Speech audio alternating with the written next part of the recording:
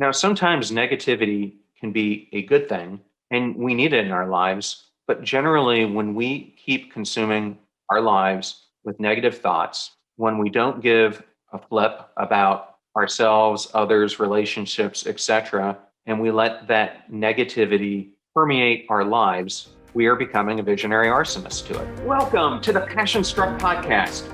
My name is John Miles, a former combat veteran and multi-industry CEO turned entrepreneur and human performance expert. Each week, we showcase an inspirational person or message that helps you unlock your hidden potential and unleash your creativity and leadership abilities. Thank you for joining us today on the show, and let's get igniting. Welcome to Momentum Friday. Carl Jung was a famous psychiatrist, psychoanalyst, and the founder of analytical psychology. And he said, your visions become clearer only when you can look into your own heart. Who looks outside dreams. Who looks inside awakens. And the core idea of the analytical psychology movement that he founded was for a better understanding of an individual's psyche, one needs to take into consideration the personality type and the power of unconsciousness. And this is a great quote today to lead us into our episode, where I will talk to you about what it means to be a visionary arsonist. But before I go into it, I wanted to discuss the path that has led us to this point, this podcast season. I started this season off with my origin episode where I discussed how the comfort zone and apathy and showmanship are becoming the contagions that are keeping so many people today away from unlocking and unleashing their passion journeys. And I went into how I want to help the broken, the battered, the bored of the world to regain and reignite that passion. And then in my next episode, I went into how you can face the brutal reality of your current situation. And I discussed Admiral James Stockdale, Medal of Honor winner, and some of his circumstances and related it to what you can learn from him in your own life, and then how to apply it. And then I went into an episode about showing up and how many of us today are not showing up in our daily lives and what that can impact when you don't do it. And the last episode was on the mosquito principle and why we need to conduct mosquito audits in our life. In today's episode, I want to talk to you about what it means to be a visionary arsonist, how you can recognize it, and the steps you can take to overcome it. Now, let's get igniting.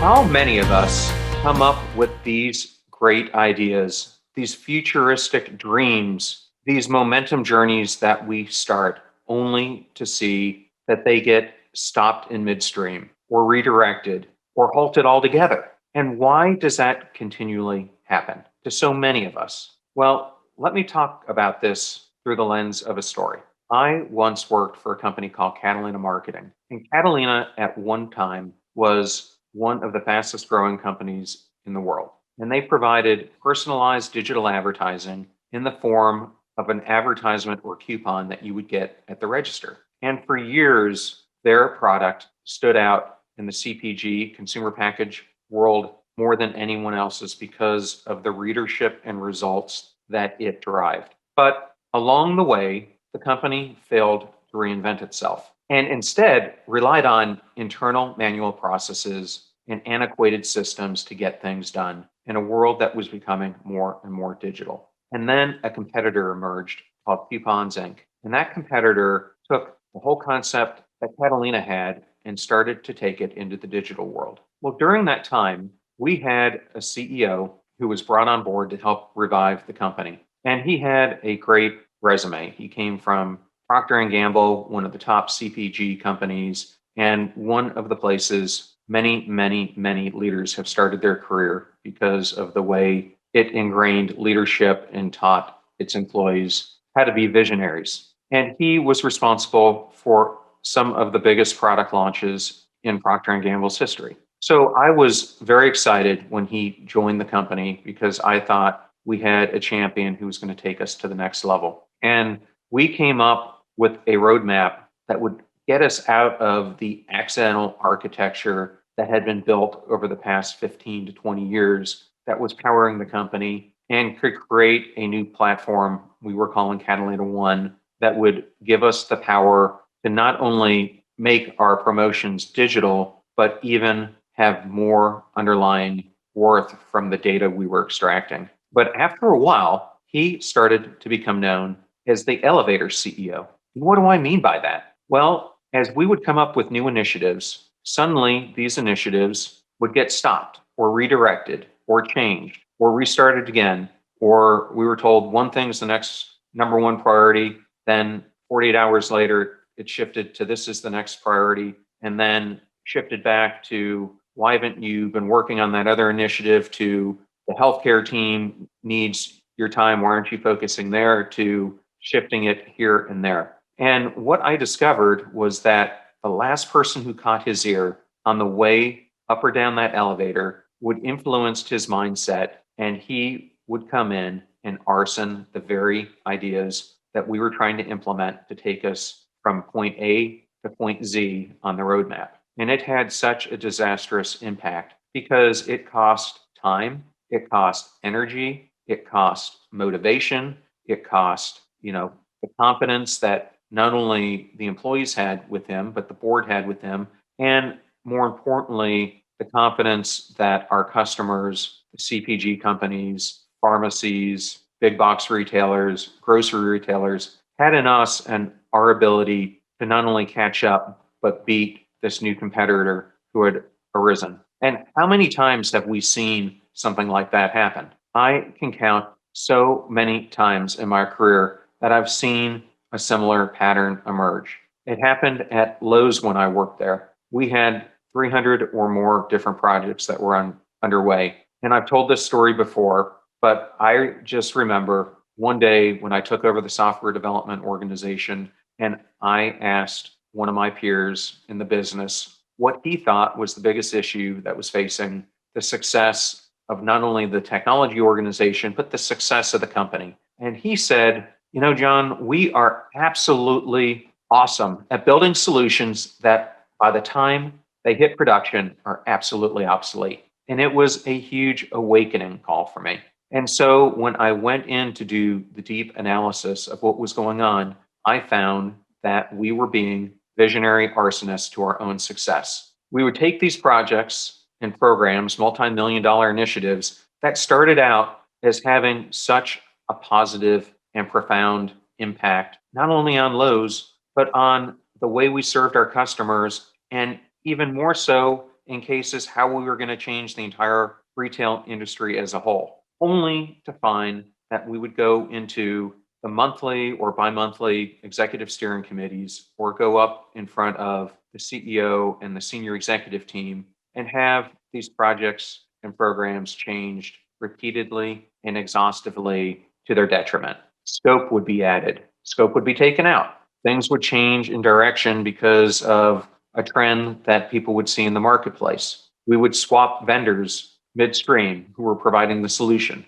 We would change underlying platform solutions. And ultimately, things that should have been taking us a year or less to develop were taking at times 2 to 3 years to get out the door. In essence, we ourselves were visionary arsonists to our own success. And how often do we in our personal lives do the same thing? Yet it's so easy for us to look outside of ourselves and blame other things, blame our bosses, blame our loved ones, blame our kids, blame our friends, blame our situation, blame our schooling, blame how we grew up, instead of taking accountability for our lives and the actions that we take in them. You see, we put so much focus on those external things that we fail to focus on the internal aspects, the philosophical aspects, the core values that we have. And I'm not just talking about actions we're taking to get better. I am also talking about the actions we fail to take. These are behaviors, patterns, vices,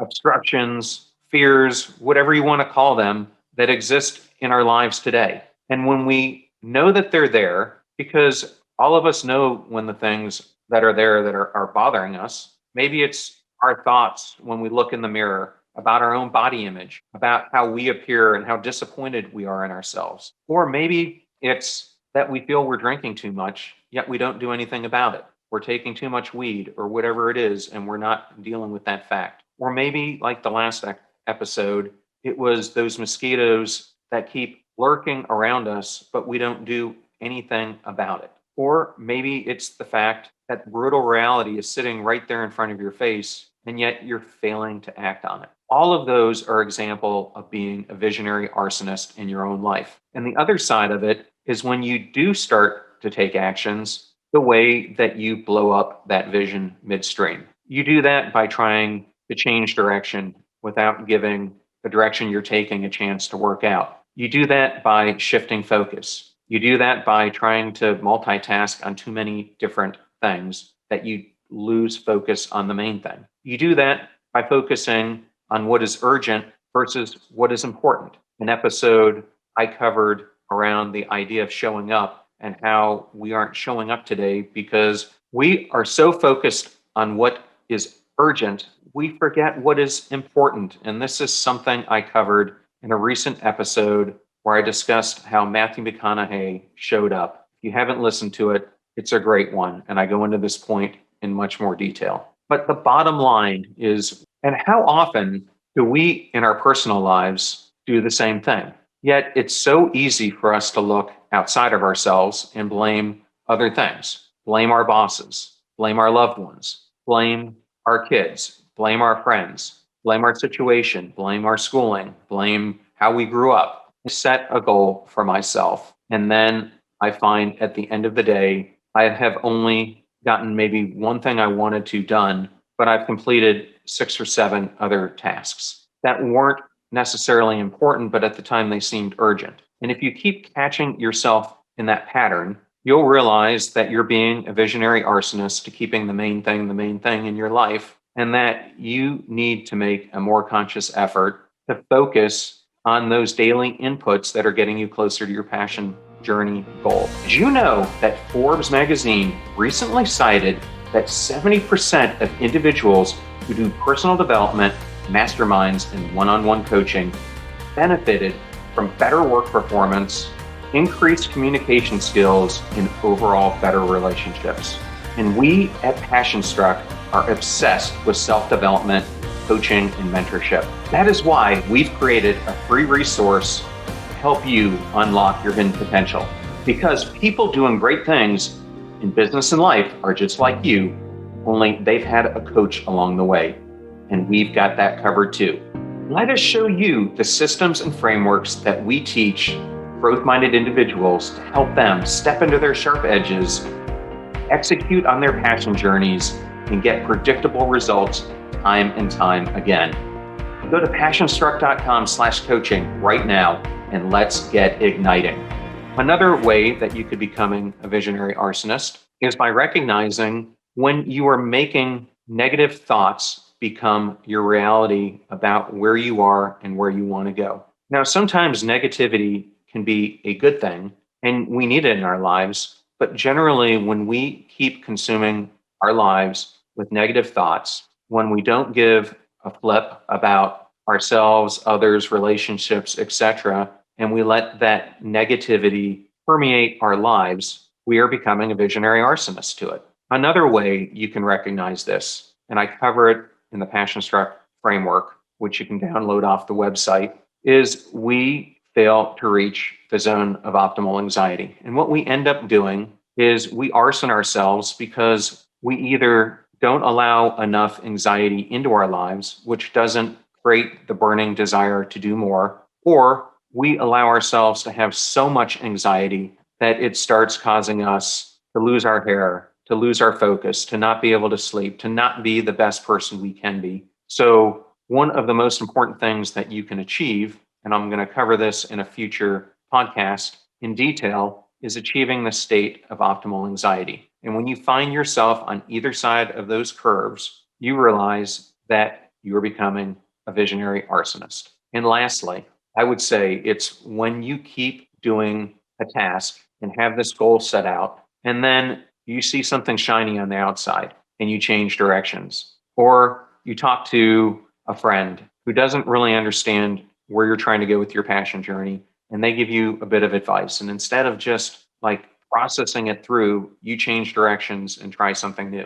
Or you go to a seminar where you hear someone give advice, and without playing that through your model, you change on a dime and take your momentum in a different direction. Now, I'm not saying that every one of those circumstances is wrong, but generally we hear something and we react instead of really looking at it, measuring it against where we're trying to go, and acting upon it accordingly instead of losing direction. And that is another way you can recognize you're being a visionary arsonist. On this journey, we crave speed. We crave to want to do it now. We crave to want to do something great. And we are so excited about being on the journey. But you have to watch so carefully that you're not arsoning that journey along the way and putting speed bumps and roadblocks along its path. And although there are external elements, like I brought up, the bigger issue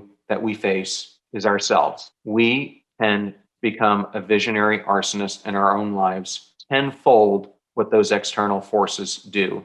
And the issue is we don't even recognize it half the time. And when we do, it's often too late. So it is so important you find if you're doing it in your life, recognize it and put a stop to it. We get so caught up in wanting to build a bigger or better mousetrap, then we end up miscommunicating it. Then we want to change it. Then we want to change it again. That by the time we're building that mousetrap, the whole problem that we were trying to solve has shifted completely to something else when we should have remained focused on the problem from beginning to end. And that's what being a visionary arsonist does. We let all these things around us and inside of us get in the way of us making the progress that we need to make. Now, if I am being truly honest, not only have I seen the burn of being around other visionary arsonists, I have honestly been a visionary arsonist to my own life and career. There are habits, influences, people, activities, and other things